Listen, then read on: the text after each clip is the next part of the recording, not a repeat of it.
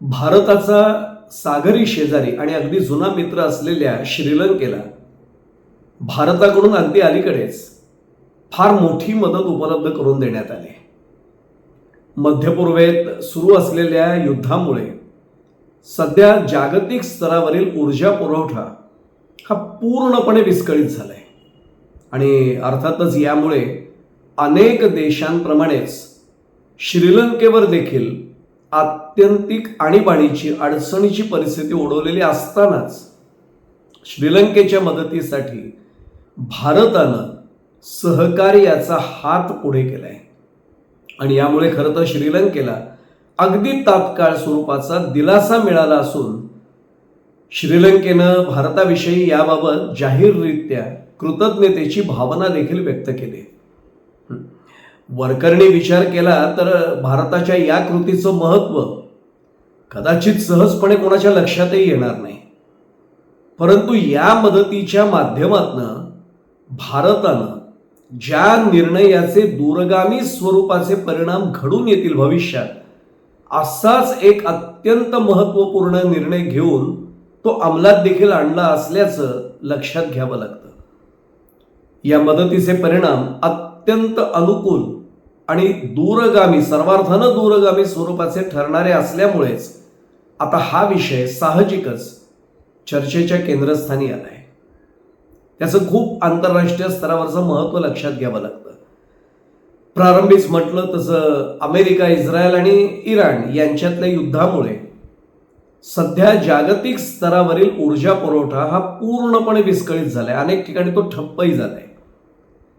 America आणि इस्रायलनं इराणवर हल्ले केल्यामुळे आणि अर्थातच इराणने देखील केलेले जे प्रतिहल्ले आहेत त्यामुळे आखाती देशांमधून होणारा तेल पुरवठा हा सध्या पूर्णपणे विस्कळीत झालेला आहे.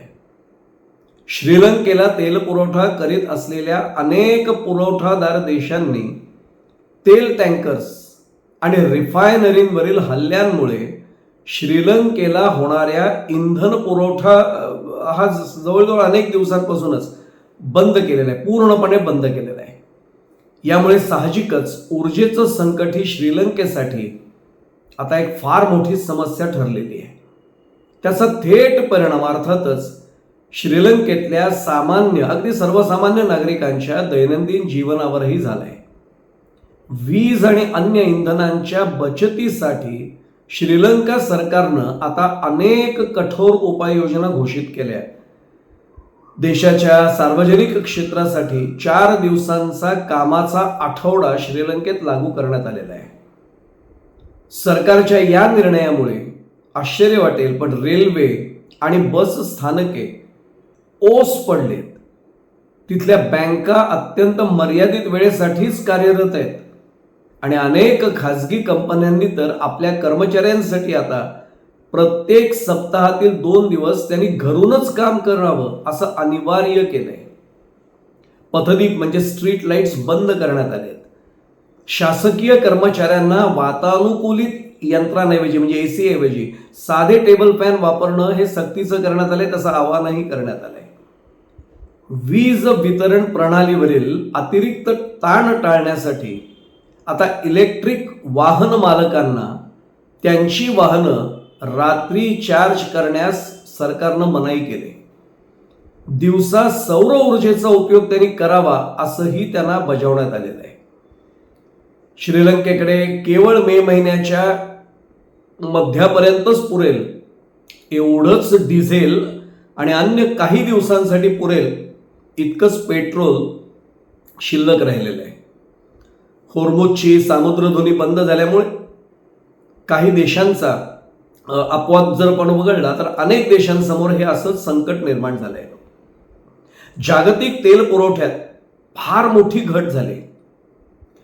त्यातच सौदी अरेबिया, संयुक्त अरब अमिरात म्हणजे UAE आणि इराकसह ओपेक संघटनेचे सदस्य असलेल्या राष्ट्रांनी आपल्या तेल उत्पादनात प्रचंड प्रमाणात कपात केली आणि त्याचाही फटका अर्थातच श्रीलंकेसह अनेक देशांना सध्या सहन करावा लागतोय.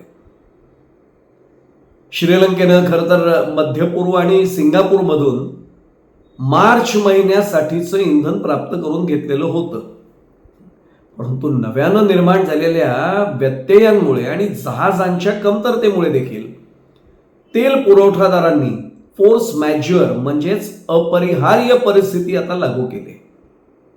त्यानंतर मग श्रीलंकेनं भारताच्या इंडियन ऑइल कॉर्पोरेशनकडे बचाव पुरवठ्यासाठीची विनंती केली होती. तशी ती करता येते, तशी ती प्रथाही आहे.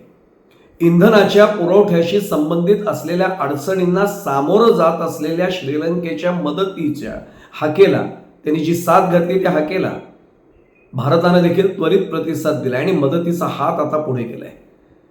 भारत सरकारच्या या सकारात्मक भूमिकेबद्दल श्रीलंकेचे राष्ट्रपती अनुरा कुमारा दिसानायके यांनी भारताला जाहीररित्या धन्यवाद दिलेत. मध्य पूर्वेतल्या संघर्षामुळे श्रीलंकेला भेडसावत असलेल्या इंधन पुरवठ्यातल्या व्यत्ययाबद्दल आपण भारताचे पंतप्रधान नरेंद्र मोदी यांच्याशी चर्चा केली होती आणि मग त्यानंतर भारतानं दिलेल्या जलद प्रतिसादाबद्दल आणि उपलब्ध करून दिलेल्या प्रत्यक्ष मदतीबद्दल आपण आणि अर्थातच आपला श्रीलंका देश हा आभारी आहे भारताचा, असं दिसानायके यांनी घोषित केले, त्यांनी नमूद केले. भारताचे परराष्ट्र मंत्री डॉक्टर एस जयशंकर आणि श्रीलंकेचे परराष्ट्र मंत्री विचिथा हेरत यांच्यात 23 मार्च रोजी दूरध्वनीवरनं चर्चा झाली होती. त्यानंतर लगेचच अगदी 24 मार्च रोजी नरेंद्र मोदी आणि अनुरा कुमारा दिसानायके यांच्यातही दूरध्वनीवरनं चर्चा झाली होती. या चर्चेनंतर भारतानं श्रीलंकेच्या या साधेला प्रतिसाद दिला, हाकेला प्रतिसाद दिला आणि तातडीनं मदत उपलब्ध करून दिली. जागतिक इंधनाच्या संकटाच्या काळात भारतानं श्रीलंकेला आता एकंदर 38,000 मेट्रिक टन पेट्रोलियमचा साठा उपलब्ध करून दिला आणि आपत्कालीन मदत उपलब्ध करून दिली. त्यामध्ये 20,000 मेट्रिक टन डिझेल आहे आणि 18,000 मेट्रिक टन पेट्रोल याचा समावेश, असा एकूण 38,000 मेट्रिक टन आहे. हा पेट्रोलियमचा साठा 28 मार्च रोजी श्रीलंकेला प्रत्यक्षात प्राप्त देखील झालेला आहे.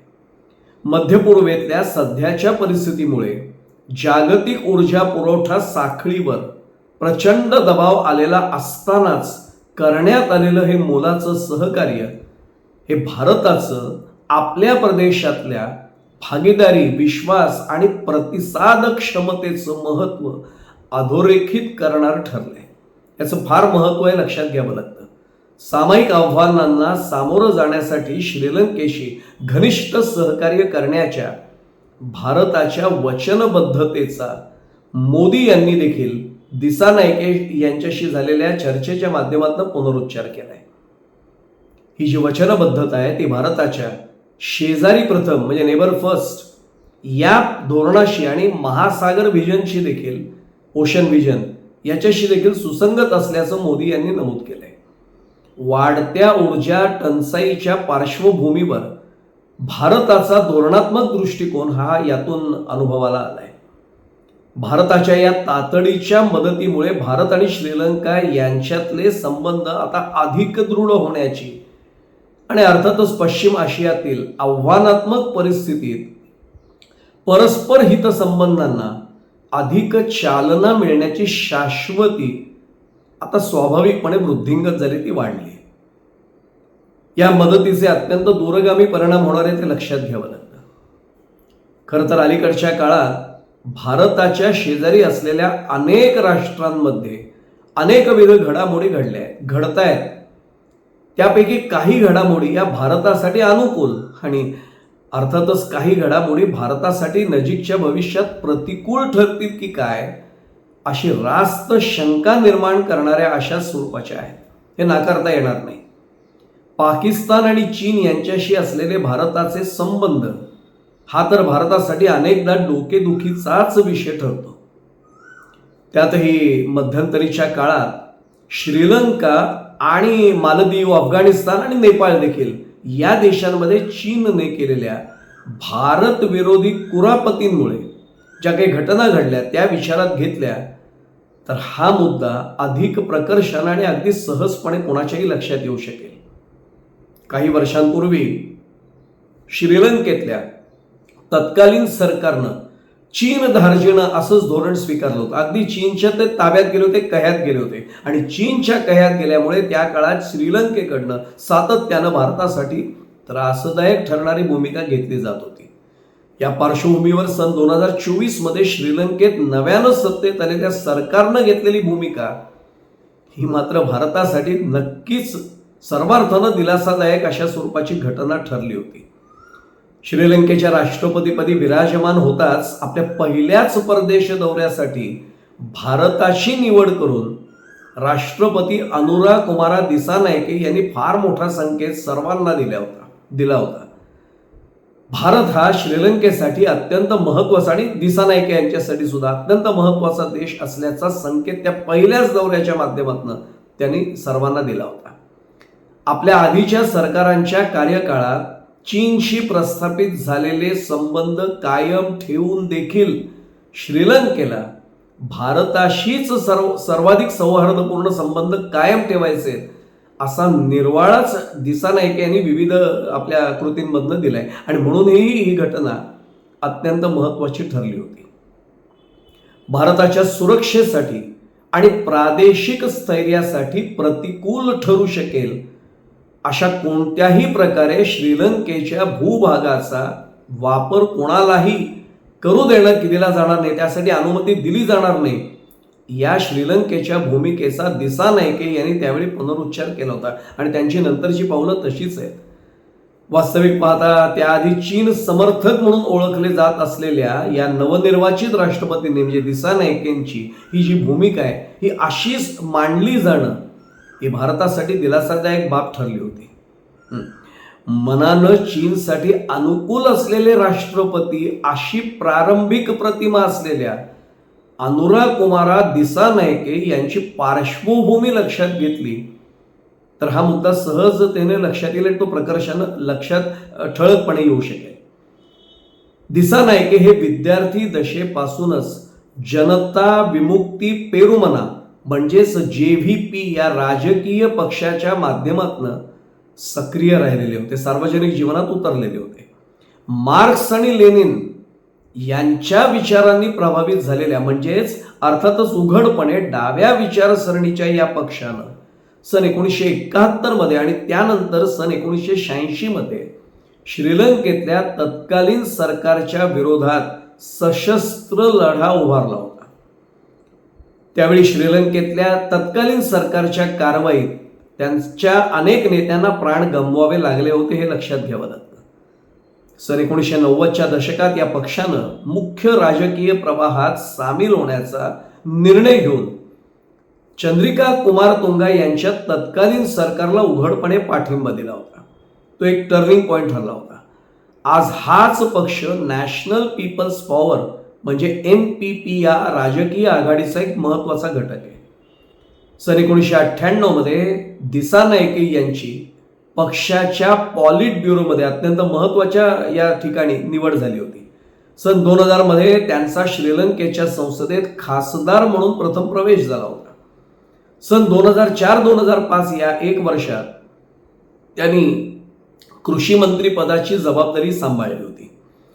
त्याचप्रमाणे सन 2015 ते 2018 या काळात त्यांनी विरोधी पक्षांचे मुख्य प्रतोद म्हणूनही म्हणजे चीफ व्हीप जबाबदारी सांभाळली होती. मुळातच श्रीलंकेमध्ये भारत आणि चीन या उभय राष्ट्रांचे हितसंबंध गुंतलेले आहेत आणि त्यामुळे श्रीलंकेच्या राष्ट्रपती पदावरील नेत्याच्या भूमिकेकडे भारत आणि चीन या दोन्ही देशांचे अगदी बारीक लक्ष असते ही वस्तुस्थिती आहे. त्यातच दिसानायके हे मार्क्स आणि लेनिन यांच्या विचारांनी उघडपणे सांगता येईल की प्रभावित झालेले नेते अशीच त्यांची प्रतिमा आहे आणि त्यांचा पक्ष हा अगदी उघडपणे डाव्या विचारसरणीचाच पक्ष म्हणून ओळखला जातो. दिसानायके यांच्या मनातली चीन बाबतची ओढही लपून राहिलेली नव्हती. डाव्या विचारसरणीच्या आणि चीन बाबत काहीशा झुकत्या कलाच्या पार्श्वभूमीवर दिसानायके यांच्या नेतृत्वाखालचं सरकार हे भारत विरोधी आणि चीन धार्जिणं असेल असंच अनेकांना वाटलं होतं. मात्र श्रीलंकेचा जुना मित्र असलेल्या भारताची त्यांनी आपल्या पहिल्याच दौऱ्यासाठी प्राधान्याने निवड करून त्याच वेळी सर्वांना फार मोठे संकेत दिले होते, त्याचा उल्लेख मी केला.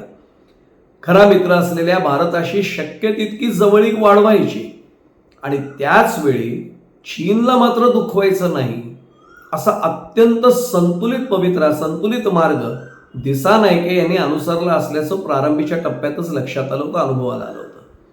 अलीकडच्या काळात तर त्यांनी भारताशीच अधिक सौहार्दपूर्ण संबंध प्रस्थापित करण्यासाठी आणि टिकवण्यासाठी जाणीवपूर्वक प्रयत्न केले. श्रीलंकेचं भौगोलिक स्थान आणि चीनने त्या राष्ट्राचा भारताला अडचणीत आणण्याच्या हेतूनं याआधी केलेला उपयोग जर आपण विचारात घेतला ना, तर श्रीलंकेशी घनिष्ठ संबंध भारताचे कायम टिकून राहणं हेच भारताच्या हिताचं आहे, हे लक्षात येईल. आणि म्हणून या पार्श्वभूमीवर भारतानं आता श्रीलंकेला तातडीनं उपलब्ध करून दिलेल्या मदतीचे परिणाम हे अत्यंत महत्त्वाचे आणि व्यापक आणि दूरगामी स्वरूपाचे ठरू शकतात, ही बाब सर्वार्थानं अधोरेखित होते. त्यामुळे जर कोणाच्या मनात असं आलं असेल की भारतालाही ऊर्जा संकटाचा सामना करावा लागतोय, तरी श्रीलंकेला भारतानं ही तातडीची मदत का उपलब्ध करून दिली, त्याचं कारण लक्षात आल्यावर भारताचा दृष्टिकोन आणि भारताला त्याचे होणारे दूरगामी परिणाम म्हणजे अनुकूल परिणाम किंवा त्याचे फायदे, त्याचे लाभ हे सहजपणे लक्षात येतील. भारतानं मुत्सद्देगिरीने उचललेलं हे पाऊल असंच याचं वर्णन करावं लागेल आणि या निर्णयाचं सर्वांना स्वागतच करावं लागेल, एवढं मात्र निश्चित.